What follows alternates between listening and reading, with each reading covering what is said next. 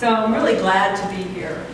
And it was interesting as I was sitting here listening to what was going on, what Karen was saying about the prayer afterwards and how others can hold space for you and see beyond what we've got programmed. And it just so goes along with what I'm going to talk about today. So when Reverend Janet emailed me several months ago, what's the title of your talk? It's like, I don't know. Usually the title shows up after the talk comes. And the talk actually is still coming. I have no idea what's going to be said today. Well, I have sort of an idea, but it's going to be interesting for all of us. And that actually goes along with what the title was. Out of my mouth popped the title, Now Appearing, Live and Unplugged, You. And then I thought, okay, that should be interesting. And it was funny, and I think it was because I'd been kind of hanging out with Chandra and Tom for a bit. Through our connection with the house clearing, we did some energy trades, and all of a sudden, I thought, I want to take singing lessons with Chandra. I've never been a singer. They always say, you dance, because I can dance. But I just wanted to do this. And it was really just challenging something I had always assumed, no, that's not what you do. Well, it may still not be what I do. Chandra is amazing. You go in there and she's just so positive and she's so encouraging. God help her, she listens to all this stuff. And she's just always encouraging you and just bringing you on. And it was really beautiful. But the first time I went to see her, I was sitting on the couch and she was standing in front of me and she said, okay, sing happy birthday to me. That was probably one of the scariest things I've ever done in my life. But you know, it didn't sound horrible. It sounded great. Really? I felt so celebrated. Wow. That's kind of, see how she is? Yeah. So the whole thing about appearing live and unplugged, you know, from a musical perspective, yeah, the electronics are great. It's helping us to hear, it's helping us to project. The soundtracks help bring in, you know, more arrangements. It has its place. And obviously, we've all gotten ourselves put together to come here. We're not all showing up in our birthday suits, which could be a little scary, but not to say prickly in the desert. But so, you know, it has its place, but it's kind of looking at as we evolve into a greater experience of living in oneness with who and what we truly are, we start shedding, we start unplugging here and unplugging there. And that's not a new concept. I mean, for eons, and every traditional religion in the world has always talked about getting rid of stuff. And giving up stuff, but it had kind of a negative connotation. The connotation was that we're not good enough the way we are. We have to be different in order to please this God out there. Because if we're just here, it's not good enough, and we're just, you know, condemned. And so the ancestors way back, they'd sacrifice to the fire god, the thunder god, whatever, to have that abundance, to get something, to be okay. And so that's carried through, it's in our DNA, it's all encoded within us. And what we're doing now as we evolve and grow is to start shifting the whole concept of what it means to be unplugged. Now, Tom and Chandra can give a great performance, as they did up here. And I've seen them in other places with lights and with sound effects, and they're costumed and they're moving, and it's great, and it's wonderful, and it has its place. But I dare say that there are times when the two of you would just come and sit here with a guitar and just give. And the difference is what? It's more personal. It's unscripted. You got to know your stuff to be able to do it. God help you all if I decided to do that today. But there's a difference. And so that's kind of where we're evolving to now in our relationship with the divine. It's closer, it's more personal, it's friendlier. We no longer live in fear that we're going to be struck by lightning and condemned to an eternity of whatever. And so now as we consider what it means to unplug, we can just shift that. We can put a positive spin on it. It's like, what if I showed up and sang happy birthday to Chandra? What if I tried just doing something different just for the sake of doing it different? Or doing the same thing in a different way? It's a game. And so it's shifting out of that mindset into the fact that we are partners with our divine self. Our higher self is not a concept that lives off in the ether somewhere. Our divine and higher self is right here. It's who and what we are. In fact, I had an experience last year sometime. I had for some time been using a devotional or a meditation practice where I would align with my I am presence. And it was just kind of up there somewhere, you know. But I would align with my I am presence and just call it in, and I feel this line of energy just coming through me, and I just say, whatever I need now, just open through me, just flow through me. Whether it's healing, restoration, renewal, grounding, clearing, whatever I need now, just bring that through. And so one day as I was doing that, my higher self showed up. And it was just the most amazing experience. And it was like just this introduction. You know, it was always there. It's always been there, but this was just such a personal experience, and I hope that we can go into that here during this time. I want to share that with you. But I was just flooded and surrounded and held with this sensation of absolute okayness, absolute unconditional love and acceptance. It knew me. In fact, the message was, you are the dream I'm having. You are a thought I am thinking, and we are one. I am that. This package, these packages that we are that. Our divinity wants to be more friendly with us. It's not this fearful distance anymore, like trying to please. And that was our conditioning for so long, for the history of humanity. That was our conditioning. Something to be afraid of. And so we have this deep-seated fear of getting it wrong.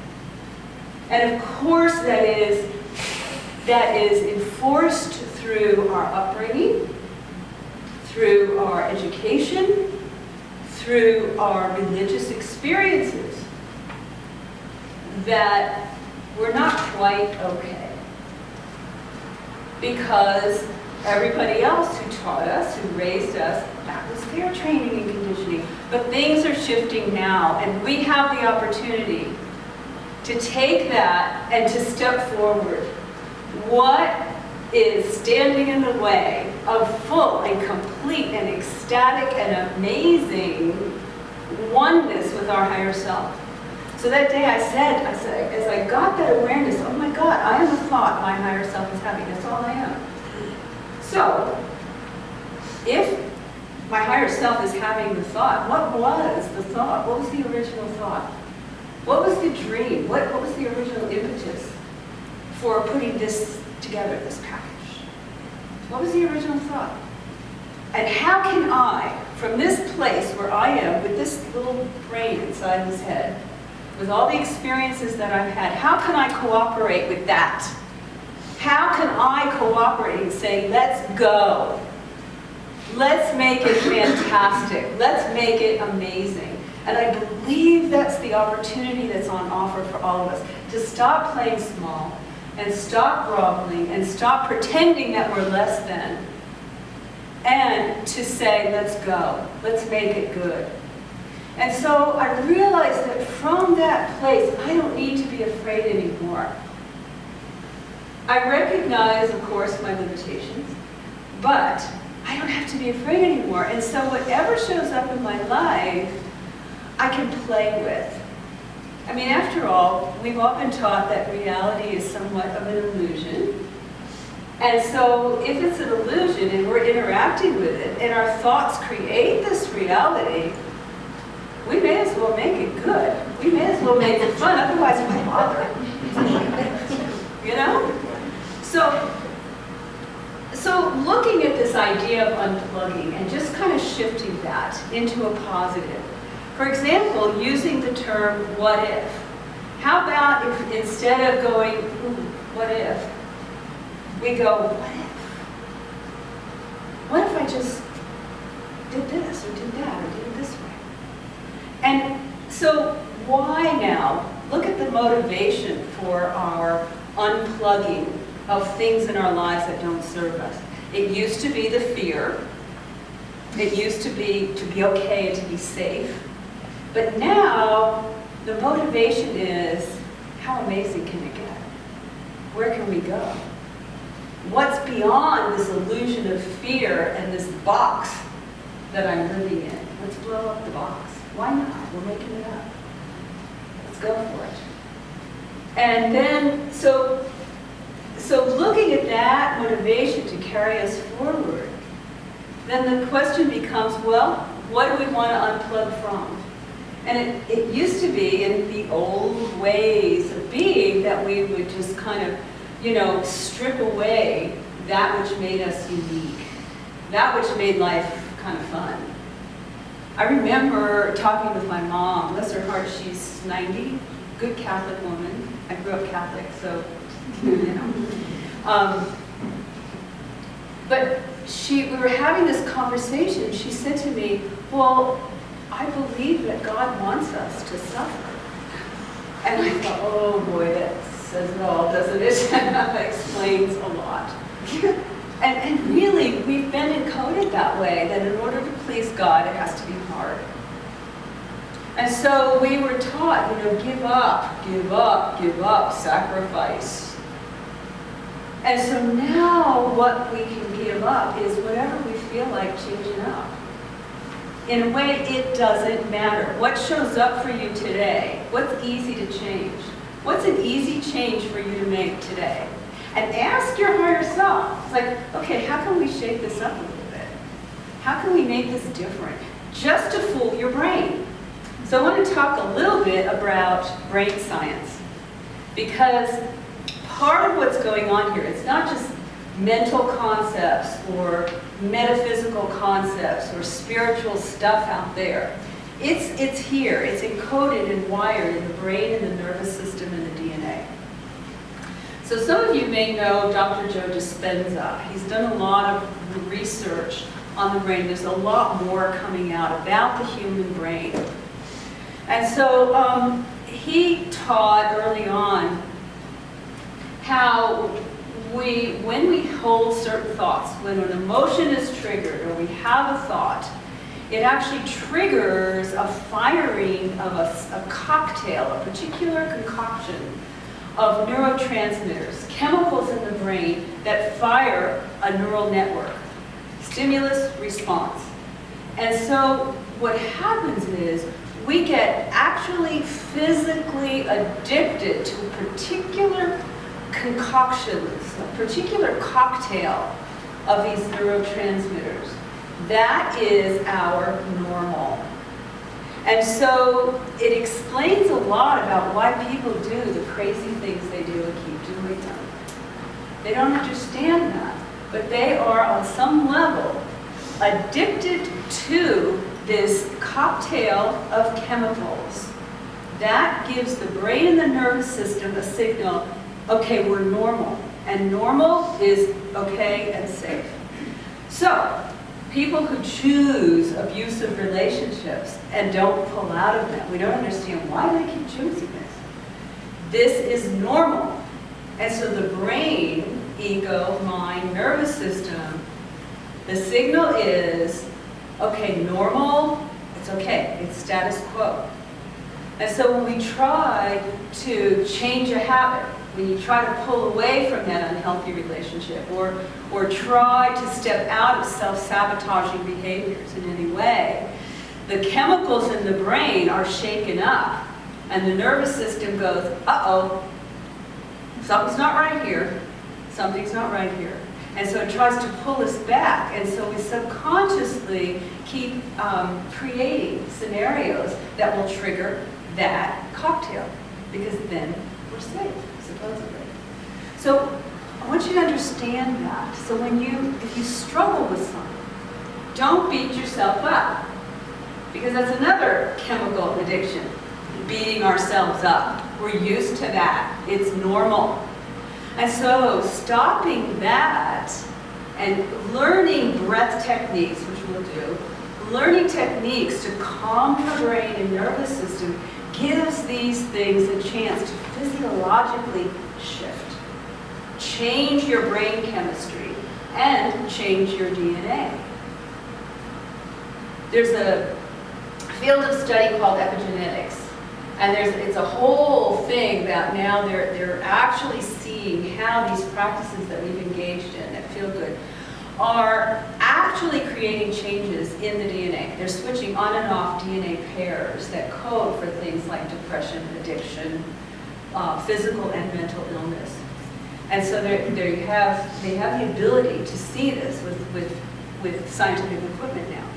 And so we have evidence that as we engage in these practices, as we consciously go into the breath, as we determine with our intention to make changes, it does change the DNA. I believe that as we grow and evolve, that we are dropping the lineage of our heritage. That's another story we tell ourselves. Well, I'm this way because that's how my family was. We can break that now. As we do our practices, we have the opportunity to stand as sovereign beings in the light with our heritage, truly that original thought that our soul had when it dreamed us up. So what we let go of, in a sense, doesn't matter. Just let go of something, just because you can. Just do something different, just because you can. Now, there are times when there are things you know you need to let go of. But the fun thing is that when you just kind of shake up the brain a little bit, it gets used to these different cocktail things. And you start building new neural networks for excitement instead of fear. So you start translating those signals in the body, that stomach thing you get, that, might be like, fear, I better not go there, to, woo, excitement. So the next time you feel that in your stomach, think, ooh, thrill. Must be good on the other side, so let's go for it. Who knows what's there? That's the thing. If we don't go for it, we'll never know. And that's our soul urging us on. So a big principle here is to switch, and remember this, to switch out of being pushed by fear into being magnetized and pulled by the vision. Changes everything. You can still have the same life, do the same things, live in the same house, but it all changes just by shifting that mindset. And then pretty soon you start seeing your body change, your mind change, your health change, your finances change. I believe that we often use our practices, our mantras, our affirmations, we use them as weapons to beat ourselves up. Think about that for a second. Because deep down inside, we know we're not that on some level. And so we keep saying it. And then a little voice inside says, and she was, but it's not. So think about that. And when we use that affirmation, that mantra, to use it in a way that encourages. So we've all been structured and guided and taught and trained. It's a story of the human race through fear, guilt, and shame. Think about that. The way we learn things is often by being made ashamed that we have done such and such a thing. And so underneath it all, there is that lurking thing that I'm not quite okay. And so that wounded part of ourselves, as we try to do our inner work, that wounded part of ourselves is still hiding because it doesn't feel safe to come out. So there's two very, very important key spiritual principles that I'm going to give you today, and they kind of go hand in hand. And one of them is the idea of loving kindness toward ourselves, gentleness. How did you wish your parents treated you? How did you wish your teachers would have taught you? With harsh words, with punishment, with embarrassment, with making you feel small and ashamed? No. You want to be held and feel that you are secure and safe. You want to be told that, yeah, this little thing coming into this human experience, trying to make sense of being here. You want to know that it's okay, and you have help along the way. But we didn't get that.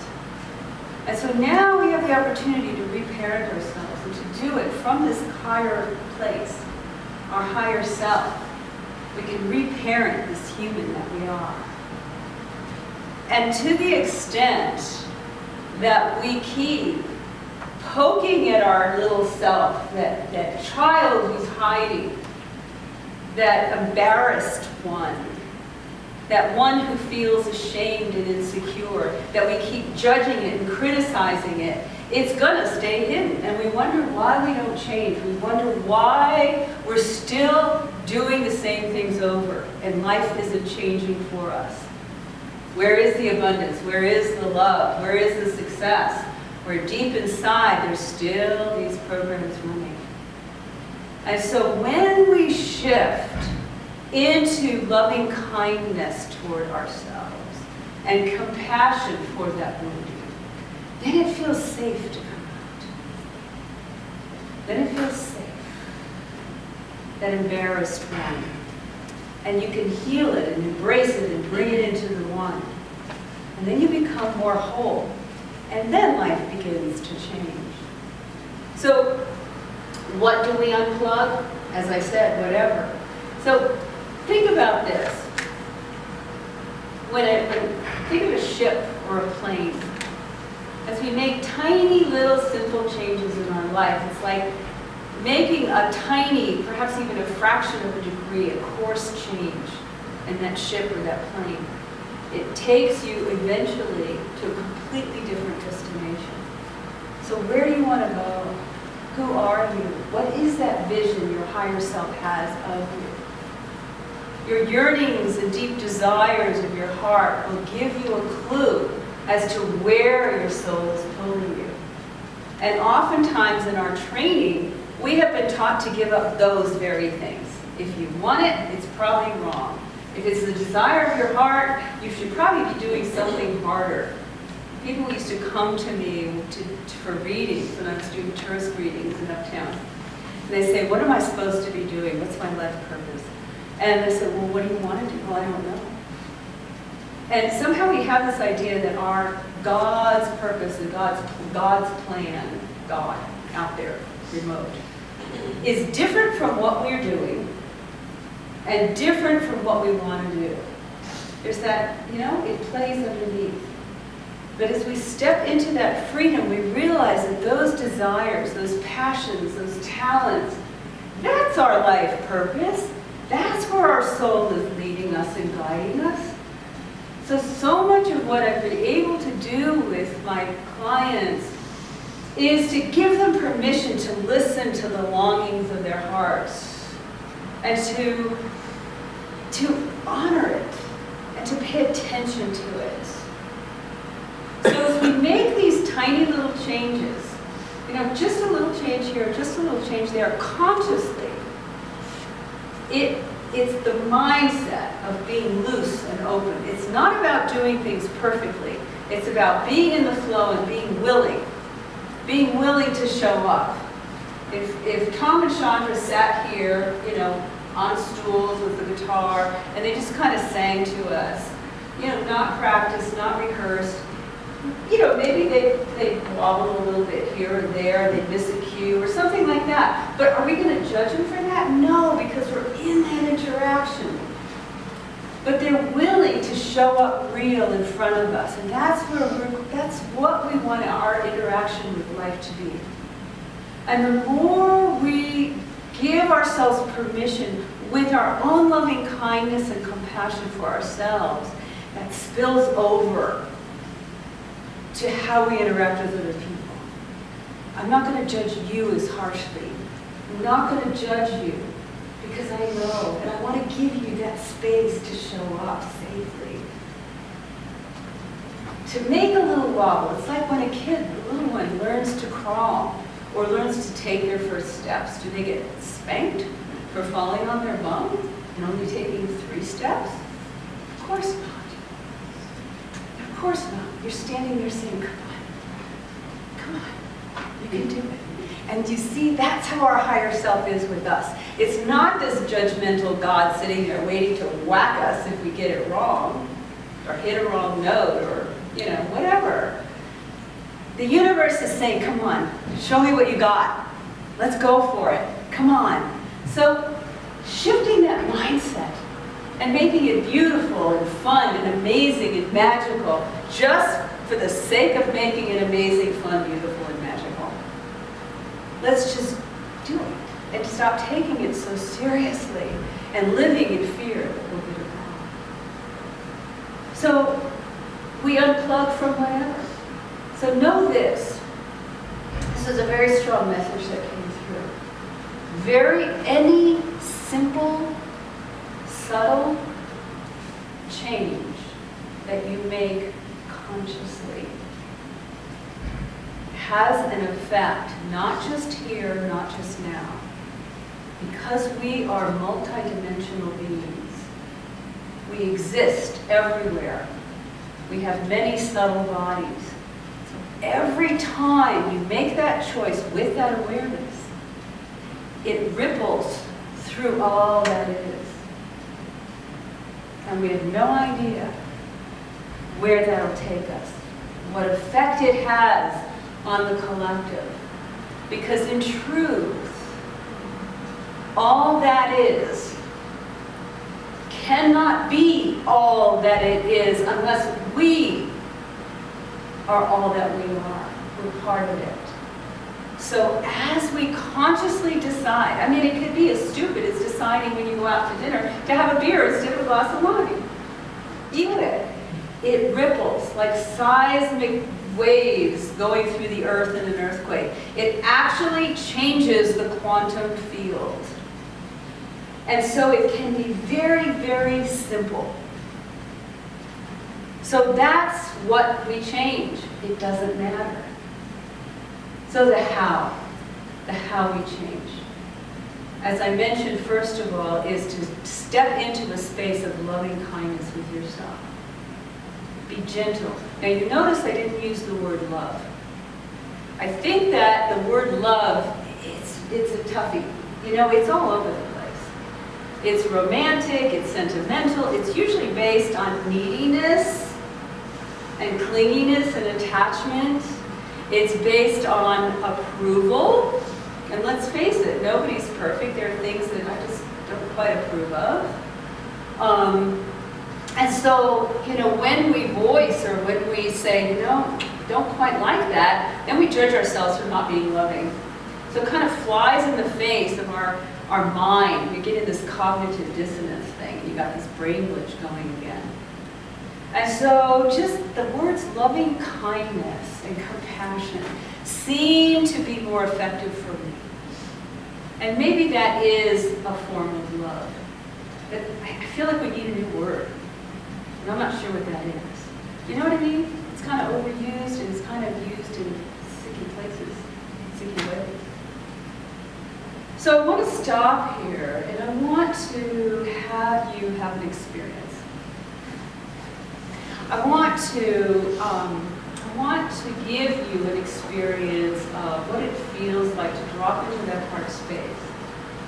And I always like to say that our minds need to be given something to focus on and to do. Because it won't stop. It thinks it's protecting us. So we're going to give it something. We're going to give it a job. It needs a job. So we're going to give our mind the job of watching the heart and noticing the breath. So focus down, kind of settle in your seat, get comfortable, close your eyes. And with your inner vision and attention, drop your awareness and look inside yourself at your heart space. And then start breathing in and out of your heart. And focus on that.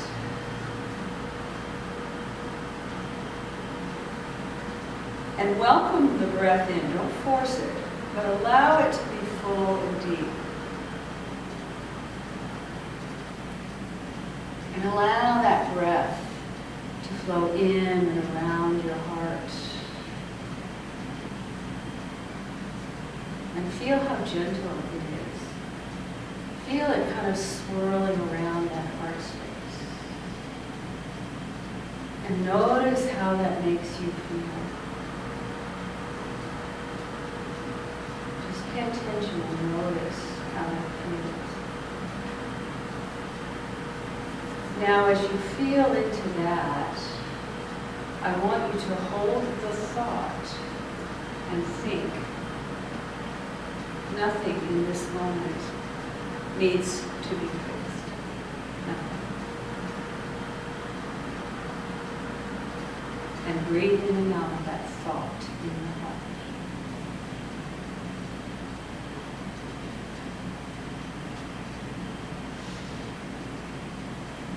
Now, begin to scan your body. Notice how your head feels. Notice how your chest and shoulders feel.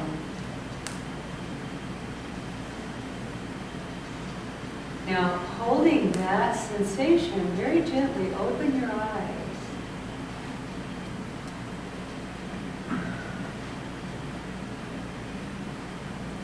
Still feeling that sensation, just gently open your eyes.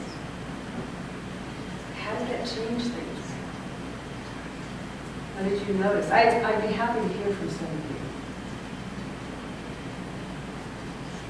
What did you notice about how you felt? Anybody? Warm. I felt warm. Warm? Relaxed. Relaxed? Good. More fluid, like I was water. Oh, great. Fluid, flowing, lovely. Kind of move through some of the rigidity and uptightness. It's beautiful. Joyful. Yeah, it is a nice place, isn't it? It's focused. Yeah. So isn't it funny? We can be focused and centered, yet flowing, open and relaxed. It's not a rigid focus. How beautiful is that? So what you just did there was actually shift your brain chemistry, which shifts your nervous system, which changes up some of the neural networks in your brain and begins to shift your DNA. How about that for a couple minutes of sitting there just kind of focusing in your heart? Pretty good, huh? So I wanted to say that we're going to do a couple of these things, and that afterwards, if you want to have a review of that, I'd be happy to email some of these practices to you. So just, you can put your name on a paper and I'll send them out. Because I think you probably want to play with that again, and it's playing with it and just seeing how it changes things and seeing where you go with it. So that's the space, that neutrality, that okayness. So I said that there were two tools and they go together. And this is the biggest unplugging of all. We're unplugging from the idea that we're broken. We're unplugging from the idea that we need fixing. We're evolving. We're not broken. This is our evolutionary process.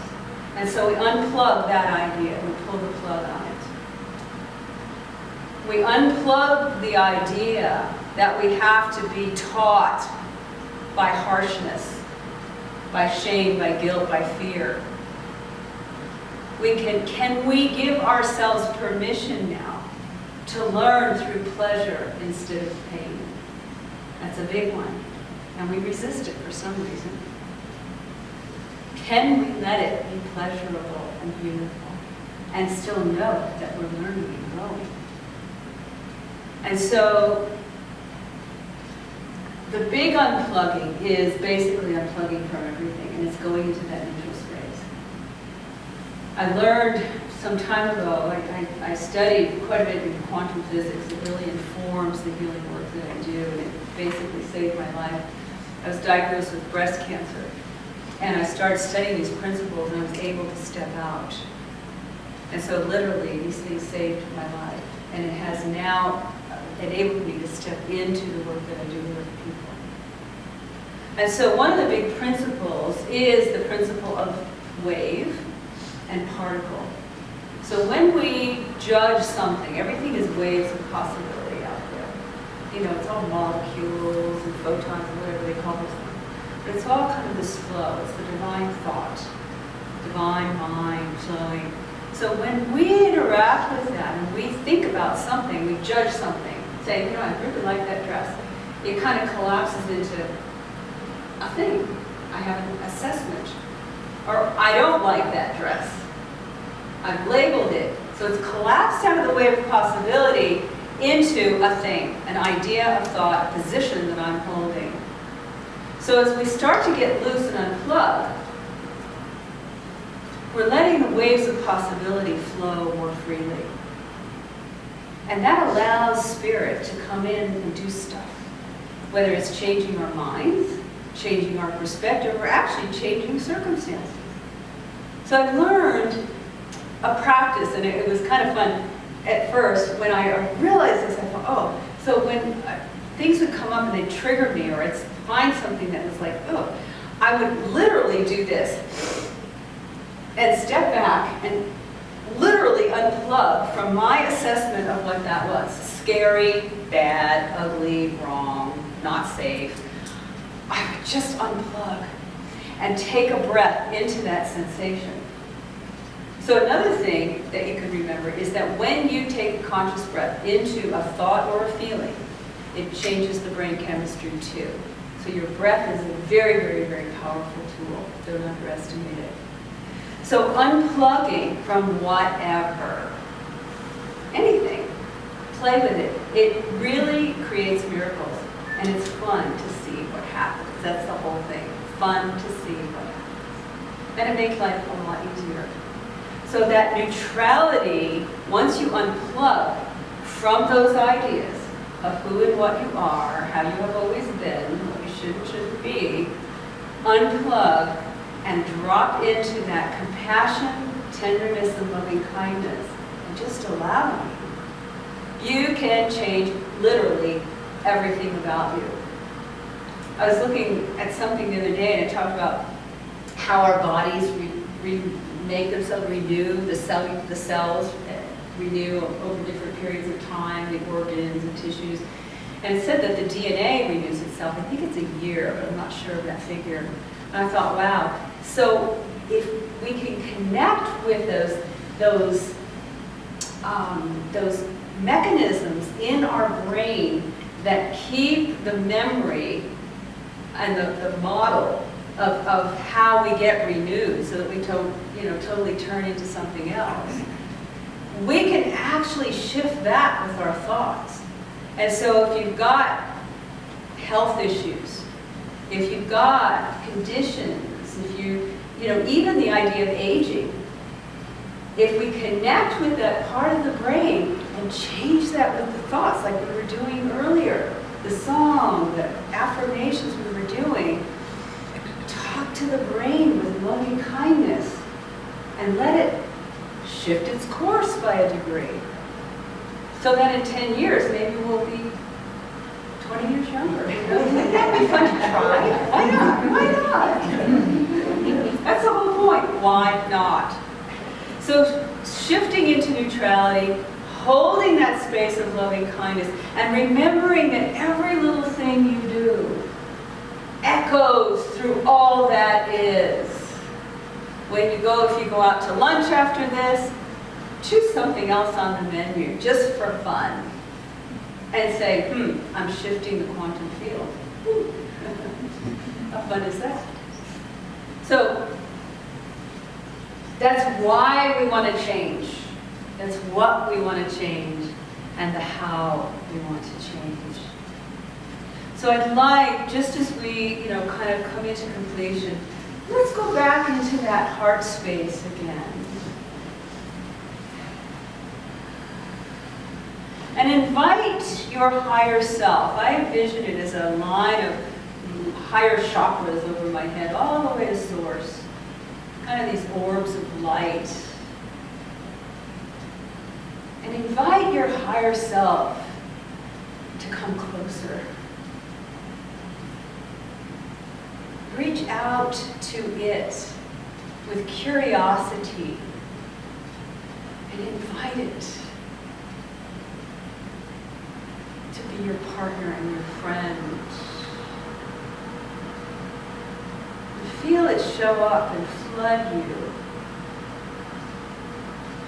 Feel it wash all around the outside of your body. Feel it enfolding you in a cocoon, like a newborn baby blanket with the softest down. Feel how good and safe and comforting you feel. And invite it to flow through you, to flow through the midline of your body, through all your chakras. And just heal and cleanse and shift, release everything that's ready to shift to. And feel how good that feels. Feel the joy, feel the acceptance. Feel the excitement of connecting with yourself. This is who you are. This is why we do what we do. This is home. This is home.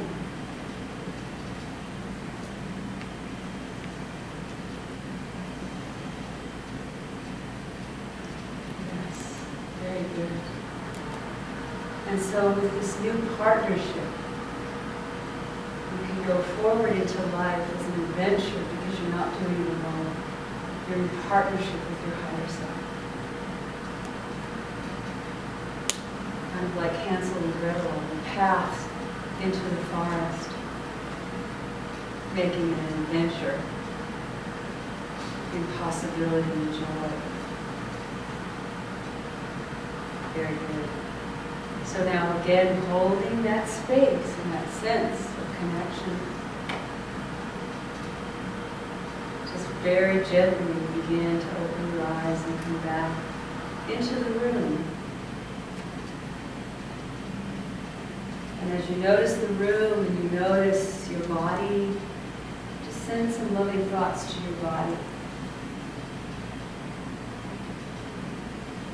And feeling that compassion for yourself and all that you've done, all that you've been in all of your lives. And then as we look around the room, notice and see that we're all together in this. We are that. And we're all in this together.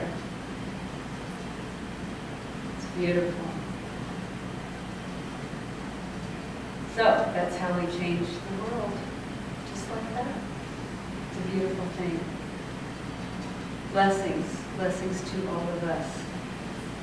And may we radiate this new sense of well-being everywhere we go, everything we do, every life we touch.